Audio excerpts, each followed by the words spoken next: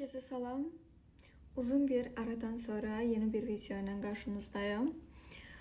Bu videonu çekmeye kararına 5 dakika önce geldim. Bir müddət sonra, hardasa bir 5-6 gün sonra mənim ad günüm olacaq. 25 yaşıma girəcəm. 25 yaşım daha doğrusu tam olacaq.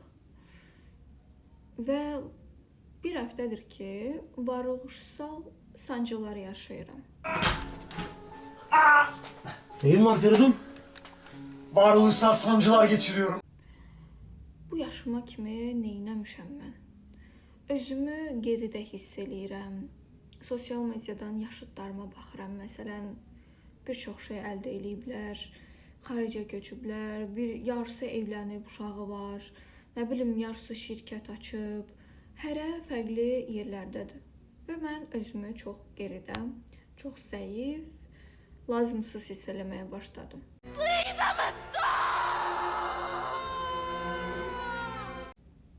Bir həftədir mən bu hissin içindəyim, özümlə boğuşuram.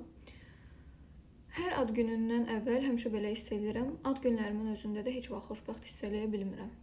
Və mən bu fikirlərimi ətrafımdakı insanlarla bölüşəndə gördüm ki, mən tək deyiləm. Bir çoxumuz əslində eyni hisslər içərisindəymiş. Hətta biraz araşdırma da elədim. Bu yaşadığım şeyin adı orta yaş sindromuymuş.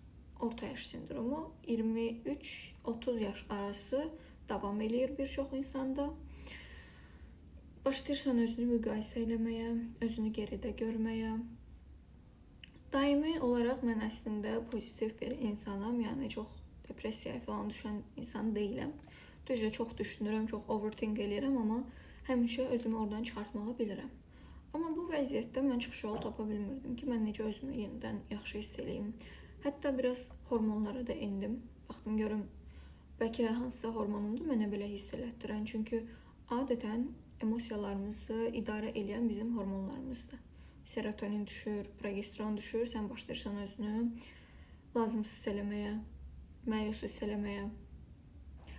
Və bir çoxumuz dopamin axtarışında oluruq. Dopamin ən belə maraqlı hormonlardan biridir mənim üçün. Çünki sosial medianın var olmağının yeganə səbəbi dopamindir.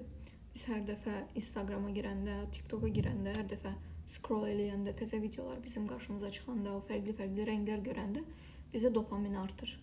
O dopamin artanda da biz hər dəfə artıq o şeyi istəyirik, bağımlısı oluruq. Bunu niyə dedim? Çünki bu tip belə məyusluq hiss eləyəndə dopamin düşür. Və başlayırsan sən dopamin axtarışında olmağa. Fake dopamini verən şeylər pis qidalardır, fast fooddur, sosial mediadır. Sənə təsdiq hissiyatı verən insanlara qayıtmaqdır, yazmaqdır, zəng etmək istəyidir, ekslərə. Bu hisslər hamısı keçdi ağlımdan. Daha çox belə sosial mediada fırlanmışam, hansı ki mən heç vaxt o qədər vaxt keçirdən deyiləm. Daha çox belə şirin şey yeməyə meyil eləmişəm. Və mən dedim, biz bir həll yolu tapmalıyıq Mina səninlə.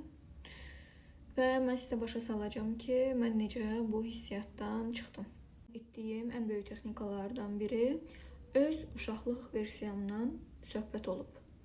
Daimi olaraq öz uşaqlıq versiyamı qarşımda xəyal eləmişəm. Uşaqlıq, balaca Minanı xəyal eləmişəm və başlamışam ondan danışmağa.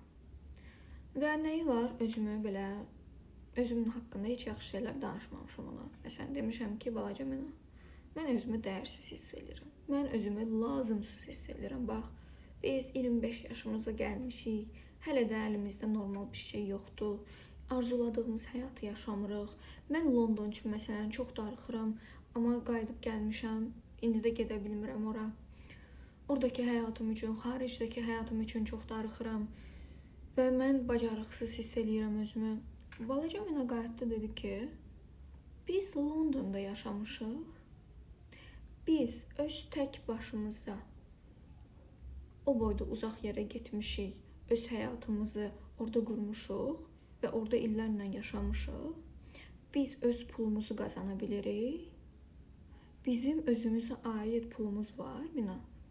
Sən səlis ingilis dili danışırsan, sən xarici dil danışırsan və sənə ata necə icazə verib hələ makiyaj eləməyə, səni tək necə göndərib, sən tək başına rahat, azad bir şəkildə səyahət edə bilirsən?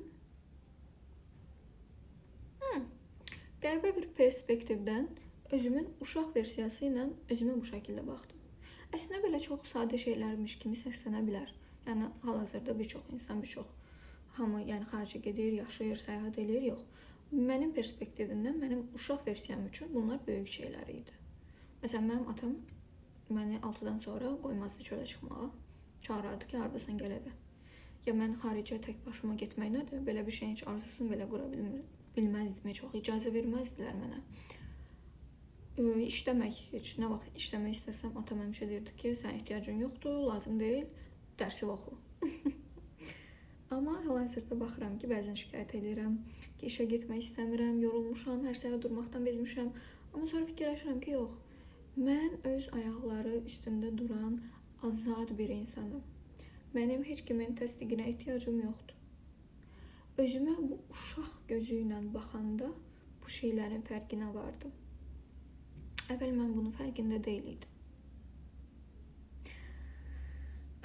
Bir ikinci texnika isə etdiyim yazmaq olub.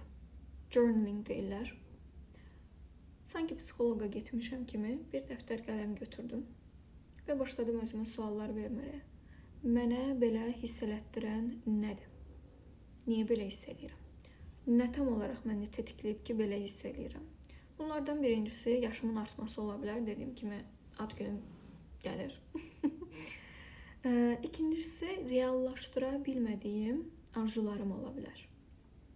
Üçüncüsü sosial media. Bilirəm ki, sosial media müqayisə üçün çox səhv bir yerdir. Çünki insanlar həmişə orada öz başarılarını, öz xoşbəxt anlarını bölüşürlər, uğurlarını bölüşürlər. Heç kim götürüb ora qoymur ki, mən ağlayıram, mən məyusam, mənə xəyanət ediblər, məni atıb gediblər, banka borcum var, götürüb heç kim borcunun şəklini qoymur, Instagramı düz deyil.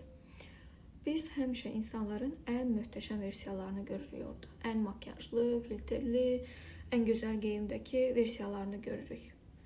Və biz özümüzü onlarla müqayisə edirik.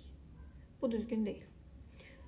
Biz ən çox vaxtı özümüzdən keçirdiyimiz üçün biz heç vaxt bilə bilmərik ki, qarşıdakı insan gizlində nə yaşayır, nə hiss eləyir, hansı problemlərlə üzləşir. Düşünürük ki, bunun varlı həyatı varsa, çox gözəl bir maşın sürürsə, çox gözəl bir səmtdə yaşayırsa, heç bir dərdi olmaz. Bunun nə dərdi olacaq ki? Bilə bilmərsən nələr yaşadığını. Bəlkə xəstədir, bəlkə ölümcül bir xəstəlikdədir, deyə bilmir. Bəlkə psixi problemləri var, deyə bilmir. Bəlkə ailəsindən bir insanı itirib, bəlkə itirmə qorxusu ilə qarşı-qarşıyadır. Heç kimin həyatını biz tam bilə bilmərik. Ona görə də kimisə özümlə müqayisə eləmək doğru davranış deyil. Onsuz da müqayisə eləmək sənə heç cür qabağa aparmayacaq, heç cür situasiyanı düzəltməyəcək. Sənin situasiyanı düzəldə biləcəyi bir dənə də sual deyirəm. Hansı kiçik addımları ata bilərəm? İstədiyim versiyama doğru həyatımı dəyişdirə biləcəyim hansı kiçik addımları ata bilərəm? Məsələn, mən İspaniyaya köçmək istəyirəmsə, İspan dilindən hər gün bir söz öyrənərək başlaya bilərəm. Hər şey əslində çox kiçik detallardadır. Ən əsası isə hər kəsin zaman algısı fərqlidir. Yaş sadəcə bir rəqəmdir. Həqiqətən sadəcə bir rəqəmdir. Hər kəsin şuur səviyyəsi fərqlidir, zaman algısı fərqlidir. Bunu başqa bir videomda da demişdim. Burada da deyim. Cavan yaşda milyoner də oldu, evləndi də, ailəsində davam elətdirdi, şirkətində açdı, xaricdə bütün dünyanı gəzdi, amma 30 yaşında rəhmətə getdi. Və ya heç nəyi olmadı. 30 yaşına, 40 yaşına kimi heç nə eləmədi bu adam. 40-dan sonra birdən-birə varlanır, birdən-birə həyatını dəyişir, gözəlləşir. 40-dan sonra istədiyi partnyoru tapır, istədiyi yoldaşı tapır. Ya 50-dən sonra hər şey ola bilər. Yəni bu sadəcə bir misaldır dediyim. O demək deyil ki, cavan yaşda sənin hər şeyin varsa 30-da öləcəksən, elə bir şey yoxdur. Demək istədiyim odur ki, yəni hər şeyin bir zamanı var. Ona görə üsyan eləməyə doğru deyil. Yaradan ən yaxşı vaxtı bilir. Bir dənə fikirləşin, Gündəlik vaxtınızı siz ən çox özünüzlə keçirirsiniz. Ən çox özünüzlə durursunuz, özünüzlə yatırsınız. Güzgüdən baxanda ən çox özünüzü görürsünüz. Və biz özümüzün ən pis versiyalarını da görürük, yəni uğursuzluqlarımızı da görürük. O xəstə olanda düşmüş üzümüzü də görürük, yəni elə bilirik ki, digərləri daim daha yaxşıdır. Bu belə deyil. Biz sadəcə o insanları o vəziyyətlərində görmürük. Və hamımız eyniyiz əslində. Hamımızda da oxşar problemlərdir, eyni problemlərdir. Kimin nə dərdi var bilməkdə olmur. Dediyim kimi bu varoluşsal sancılar gələndə də düşünürdüm ki, bir dənə sual yaranırdı ağlımda ki, mən niyə varam? Bu sual əslində çox belə 15-16 yaşımdan soruşduğum bir sualdır ki, mən niyə varam? Bu sualın cavabını bu videoda verməyəcəm. Amma bir dənə şey deyəcəm ki, mən olmasam da heç nə dəyişməyəcək. Bu realdır. Getdim, oturdum parkda, təbiətə baxdım. Suya baxdım, quşlara baxdım, pişiklərə baxdım, ağaclara baxdım, güllərə baxdım, dənizin qoxusunu içmə çəkdim. Külək üzümə vururdu, günəşin işıqları üzümə vururdu. Oturdum, sakitcə baxdım. Və dedim ki, əgər mən bugün ölsəydim, sabah nə dəyişərdi? Heç nə. Yenə bu külək kimin sözünə vuracaqdı. Yenə bu pişik buradan keçəcəkdi. Yenə o su orada duracaqdı, o dəniz, o göl. Yenə bu ağac burada olacaqdı. Yenə o gül həmən o ətrini verəcəkdi. Heç nə dəyişməyəcəkdi. Sevdiklərin də bir gün, 2 gün ağlayacaq. Axırda unudulub gedəcəksən. Bəlkə kiminsə ağlına ayda bir dəfə düşərsən, düşmərsən. Belə. Özün fikirləş. Həyatında heç itirdiyin biriləri olubsa, bunu daha yaxşı anlayarsan. Təbii ki, itirdiyimiz, bizim üçün dəyərli olan insanlar heç vaxt tam olaraq silinmir. Həmişə ağlığın bir küncündə qalır. Onu xatırladan şeylər görürsən, şəkillər, rəsmlər və sən onu daim xatırlayırsan. Hətta mən daim çalışıram, xatırlayım. Gündəlik olaraq dualarımda da onların adını çəkirəm, onlara rəhmət oxuyuram, onları unutmuram. Sırf fiziki olaraq yanımda deyirlər deyə unutmuram. Amma unudulmaq insanın ən böyük qorxusudur. Ona görə biz daim özümüzü xatırlatmağa çalışırıq, özümüzü göstərməyə çalışırıq. Sosial medianın işləməsinin ən böyük səbəbi də budur. Daim şəkil qoyaraq, video qoyaraq varlığımızı xatırlatmağa çalışırıq ki, mən buradayım, mən yaşayıram. Bu pis bir şey deyil, bu çox normal bir haldır, yaşamın bir parçasıdır, təsdiq ehtiyacı insanlığın bir parçasıdır. Qadınlar daim bəzənir ki, kişilər onları gözəl görsün, kişilər gedir bahalı maşın alır, sürür ki, qadınlar onları daha dəyərli görsün və bu daim belə də davam eləyəcək, həmişə. Sən olmayanda da belə idi, sən olandan sonra da belə olacaq, bir 10 il, 20 il sonra da bu belə olacaq. Əsas burada öz yolunda getməkdir. Heç nəyə gecikməmisən. Heç nə üçün gec deyil. Hər şeyin bir vaxtı var. Bu vaxt dediyimiz şey, saatlar, tarix, kalendar hamısı da insanın əlində olan bir şeydir. İnsan qurmasıdır.